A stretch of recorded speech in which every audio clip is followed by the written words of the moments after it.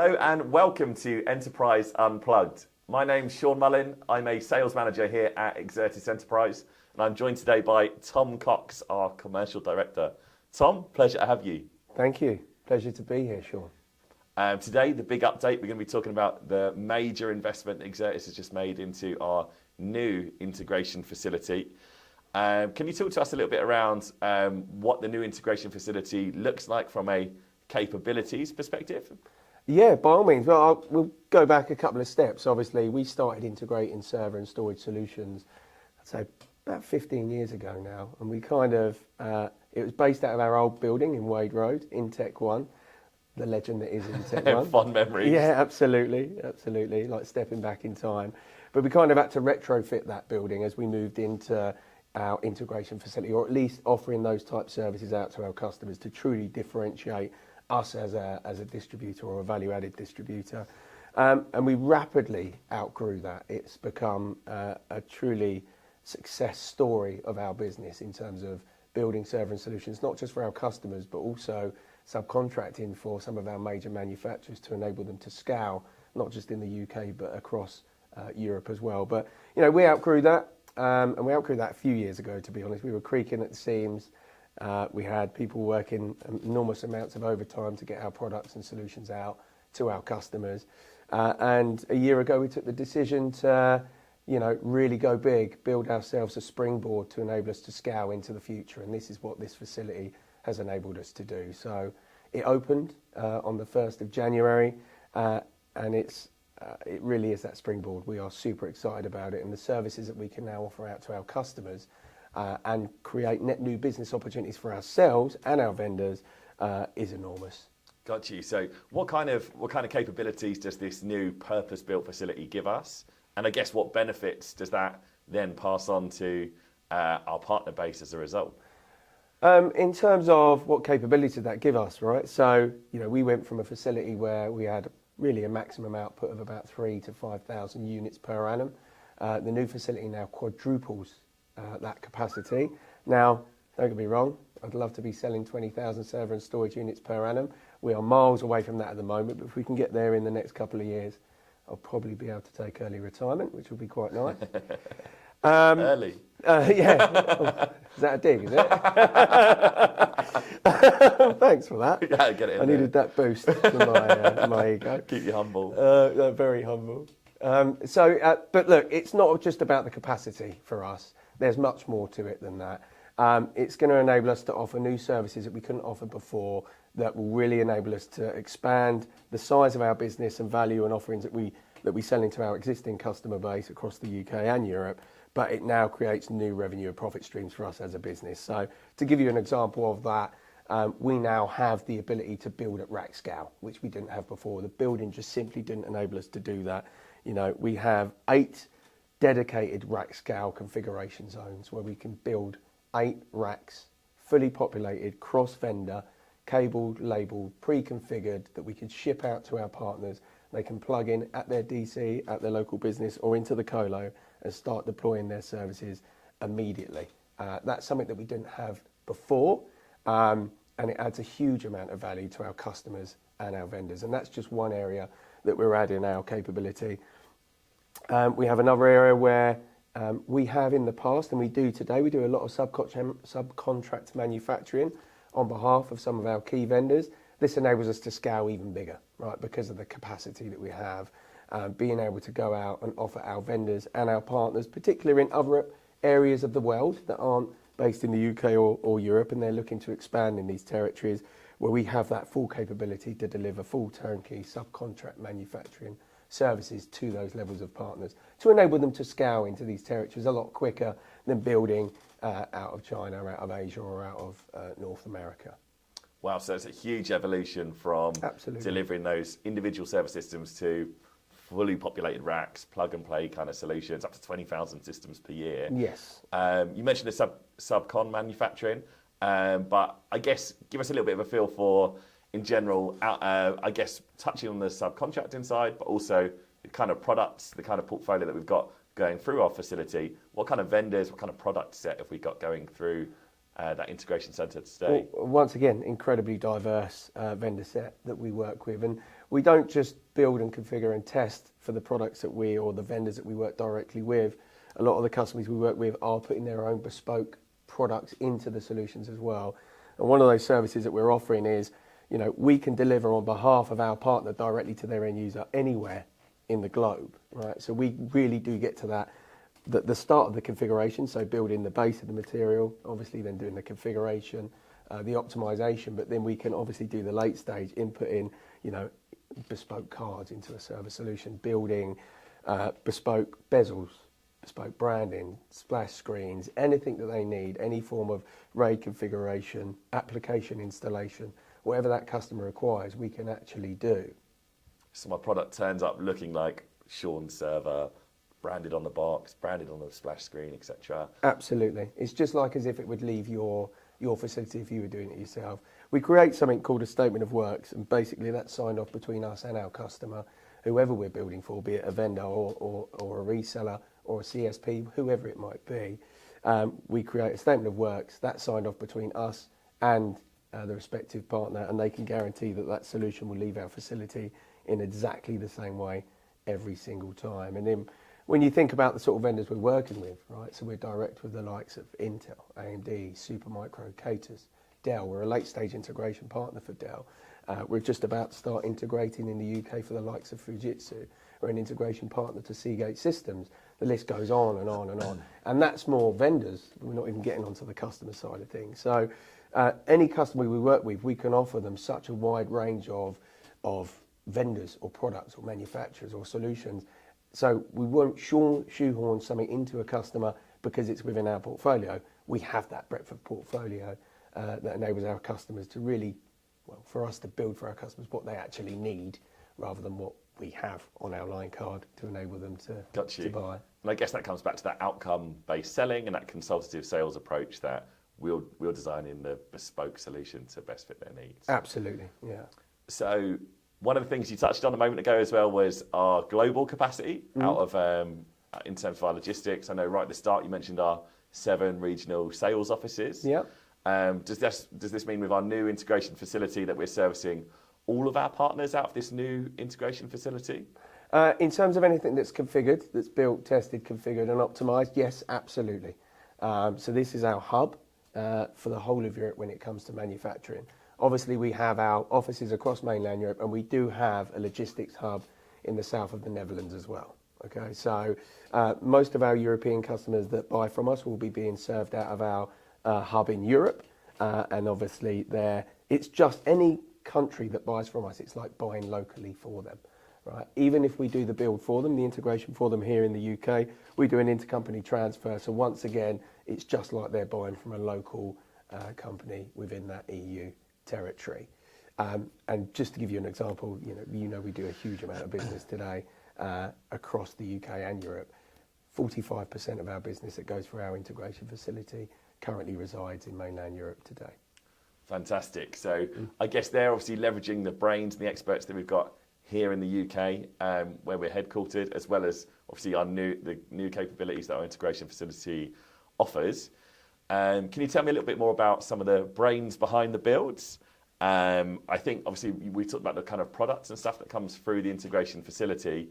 Talk to us a little bit around, I guess, the people doing the builds and kind of what that looks like, what level of expertise we've got going on behind the scenes. Yeah, absolutely. Well, obviously the facility in its own right, probably should have mentioned this at the beginning, is an ISO accredited facility.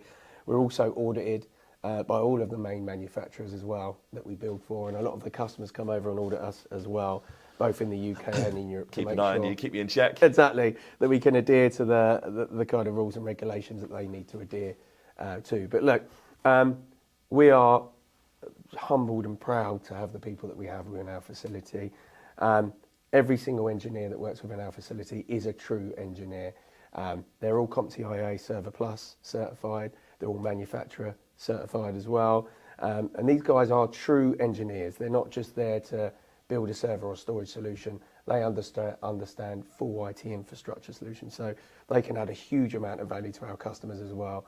One of the things that I enjoy most is when our customers come and visit our facility and they get to meet our engineering team. And these guys and girls are, they're geniuses, to be honest.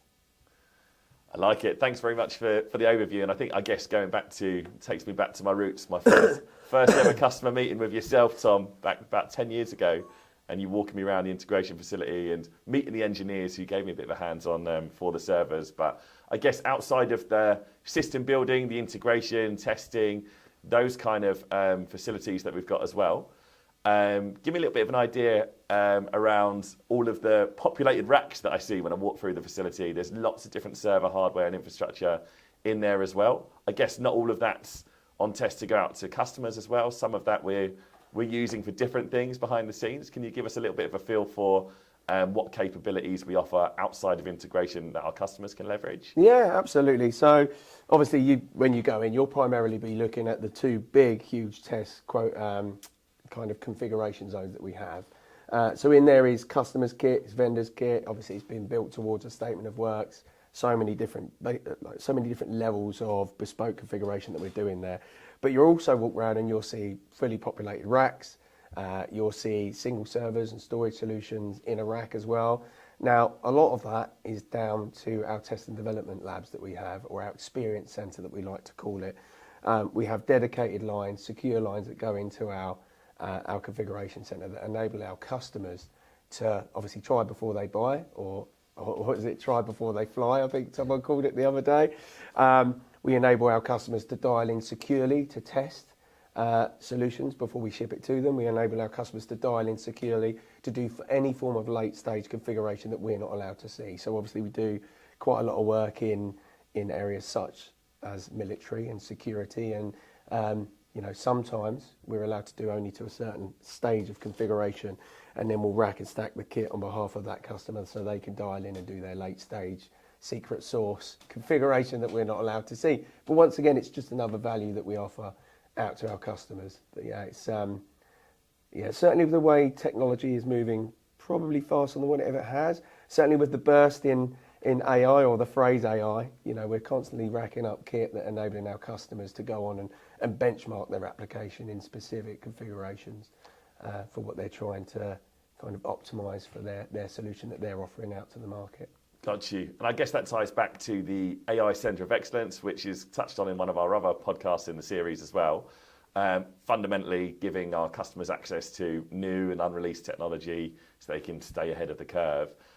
In addition to being able to remote in and test those systems as well, I hear whispers that we've got a demo pool that customers can get hands-on with kit as well. Can you give us a little bit more whispers? On that? They're not whispers, they're facts.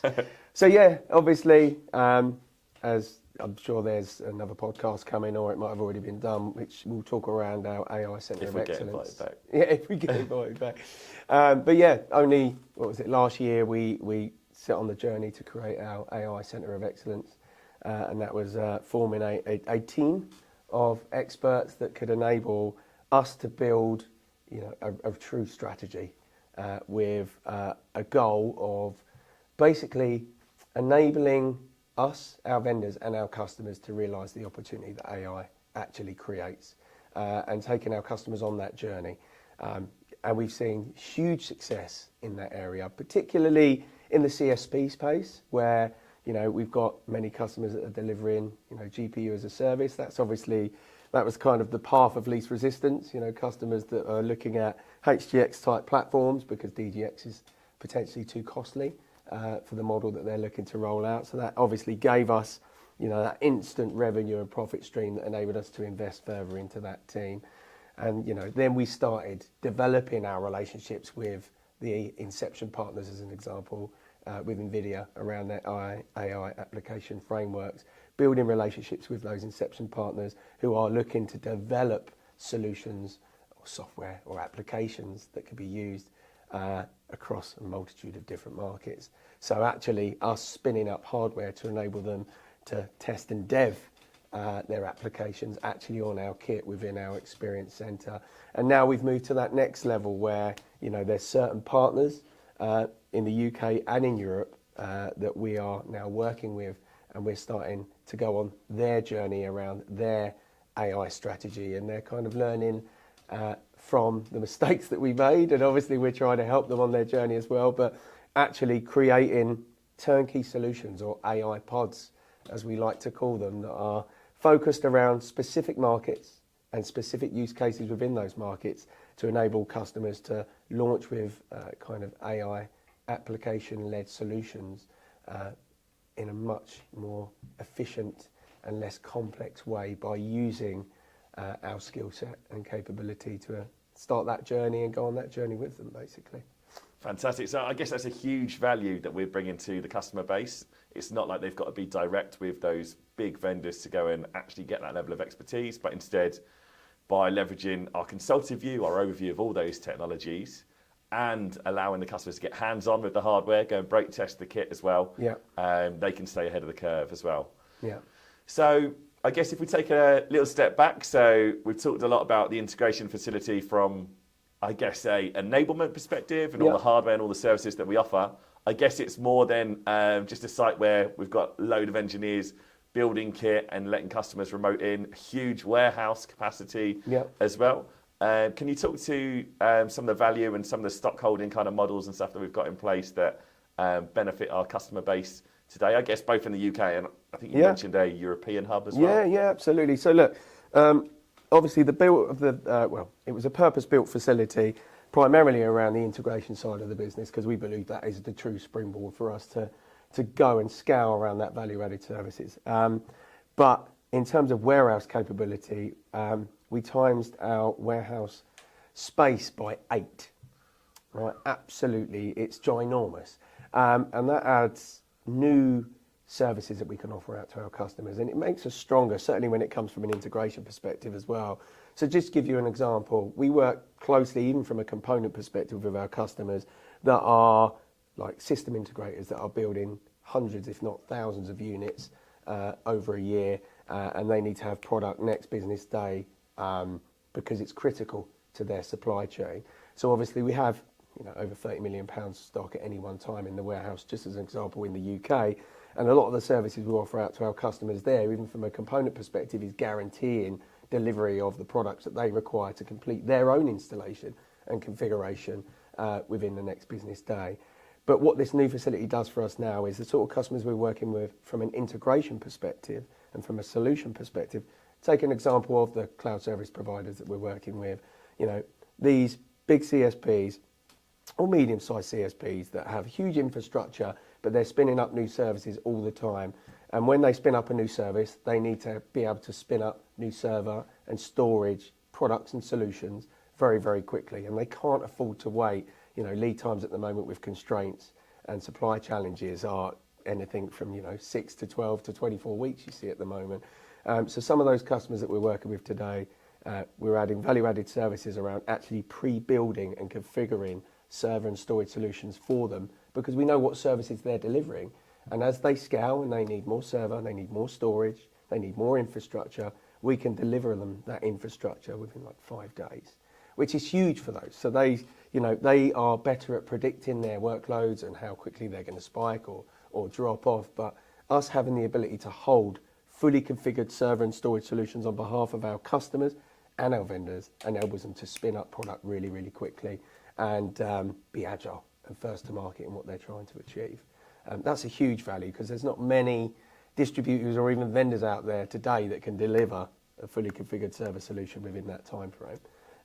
So yeah, it's very unique. And it's not something you traditionally associate with hardware manufacturers either, in terms of that true burst capacity for some of those CSPs being able to pull a bespoke configuration from us on a next day model and really kind of burst into that space in that fully optimized configured space as well. Yeah, it's huge value. It's huge, right? It's great.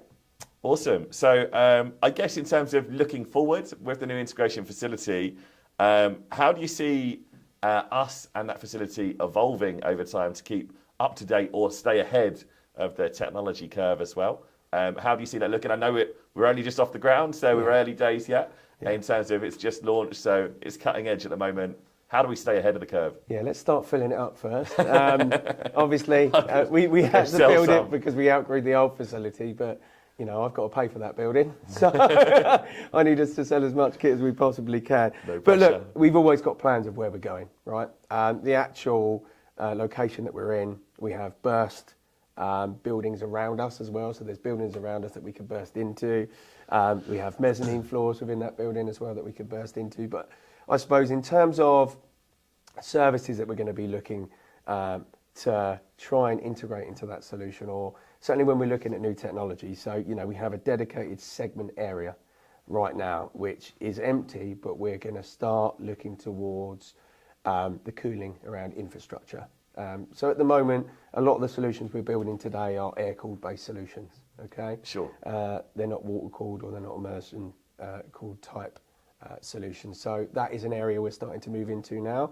Water-cooled's been around for years, of course it is, but people actually submerging servers into oil is still new. It's still in its infancy, and that's an area that we're looking to go down, because, if you look at the wattage of some of these GPUs that are being launched today, you look at the average TDP of a Xeon CPU even today, it's so much higher than what it was 5, 6, 7, 8 years ago. Cooling these solutions via air is becoming more and more complex based on basically the amount of power that they're drawing. So we are looking at different ways of cooling these products, and we want to be seen as kind of the disty that's driving that as well. I think a lot of that is done at an OEM kind of place rather than at distribution. Sure. And we'd like to build a centre around that infrastructure, around that cooling piece, which I think is the future to a point as well. I really do. And then we are in the process of building out a separate area within our facility as well, which is purely there on behalf of our customers. So we want to bring as many people to the facility as what we possibly can. We want to create a hub along with that experience centre that we've got, where our customers can bring their end users, where they could bring their own teams, they could do training, we could take them on tours, we could put products and solutions in front of them, we could rack, we could stack the kit, so their sales teams or their customers can actually see the product before they buy it, or they can see the product that they're being trained on. And I think I'd love to be a training centre as well, in terms of outside of that, actually being able to deliver training out to our customer base, certifiable type training, where doing that on behalf of our vendors to help certify our channel and our partner community around certain technology types, to give them a stronger opportunity to win when they're going out to create new opportunities. Got you. So passing on our years of experience and Exactly your many years of wisdom as well. Oh, I don't know about that. To our customers. And I know that's something that we've already started to do as well, right, in terms of getting some of our leading integration partners over to our facility, see how we operate, so that in their own individual integration centres, they've got an idea for best practice, how we do it, and leveraging some of those benefits as well. So it's all about collaboration for me. We've learnt a lot from some of our biggest manufacturers on how they, use and optimise their own facilities, right? So we haven't done this on our own, that's for sure. We worked with some of our biggest partners and some of our biggest vendors to enable us to get to where we are today. Lovely. Thanks very much, Tom. So I guess as we're drawing towards the end, what message would you like to share with our partners and customers around the integration facility? Any kind of key takeaways for our partners going forward off the back of this? Absolutely. Yeah, the key message to me, or from me, would be, we'd love to host our customers and our vendors here. It's always better to see it in the flesh, to meet the engineering team, to see the sort of value that we offer out to our vendors and to our customers, and to have that discussion, because everybody I've taken to the facility, I know it hasn't been open long, or everyone, not just myself, yourself, and the team have taken to the facility have been blown away, right? And there's no doubt that when people come and see the facility, they'll see the value that we offer, and hopefully we'll be able to spark some kind of ideas of where, by utilising our services and our scale and our capability, they can create new business opportunities for themselves as well. So yeah, for me, it's please come and visit the facility. Let's sit down, let's have a chat and discuss how we can do more together. Beautiful. Yeah. Thanks very much, Tom. And then if our listeners, assuming we've still got some or tuned watchers, in. Watchers, watchers, yeah. I don't like the sound of that. It's been a while, hasn't it? Where can they go to find out a little bit more information around not only the integration facility, but around some of the services, and how can they engage with the team going forward? Well, obviously, they're going to be bombarded on their social media. If you go on LinkedIn at the moment, we seem to be taking it over at the moment when it comes to our facility, when it comes to our AI Centre of Excellence. We are definitely bombarding social media at the minute. But look, obviously, our website, so exertisenterprise.com. Go on there, you'll see all the great value-added services that we offer, the full product portfolio. You'll get to meet the team as well. But the best way to find out more is pick up the phone, speak to your account manager, speak to the product managers, speak to the business development managers, and have that conversation. You know, we are old school in terms of we like to talk. We send lots of emails, of course we do, but there's nothing better than, you know, speaking with a customer, be it over the phone, on Teams or face-to-face, to understand what they do, understand what direction they're going in, what challenges they face, and how we can help them on that journey, or can we help them on that journey and accelerate their success. That's probably the message that I'd send out there today. Lovely. No Thanks worries. very much, Tom. That's it for the grilling from me. That's all the questions I had prepped. Anything else that you want to add before we wrap up? No, that's it. Apologies for the beeps that will probably come out, because there was a few swear words there. Apologies for the ranting, and I just mumble on, as you well know. It's one of my... I'm tuned in. It's one of it's one of my faults. But no, thank you for listening. This is the first we've ever done. I'm sure we'll rerun it in a minute as well. If this doesn't pan out for us with the Exertis Enterprise Unplugged, maybe we'll start up our own career in podcasting. Probably Joe not. Rogan, watch out. Don't quit your day job, as they say. Beautiful. Cheers, Sean. Cool. Thanks so much for joining us, guys. It's been a pleasure, and look out for the next one in the series. Thank you. Cheers. Cheers.